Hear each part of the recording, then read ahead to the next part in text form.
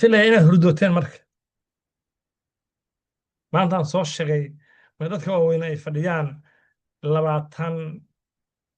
waxay bilaabaan hoos u dhac hadday 40 50 gaaraanna way haamaansan ama way xanaaqoodaan sooma marka break baan idin siinayaa breakga waxaan ka dhigahayaa marka waxyaalo oo ka duwan programka aan wadnay waqti badan ma haysano sidaa daraaddeed waxaan rabaa idiin sheego 5 macallim oo loo yaqaano way fashilmeen وأرجو ألا تكون منهم هذا كم نقمر الدينية عشان تان معلم oo soo socota isku day inaad noqon mid kamid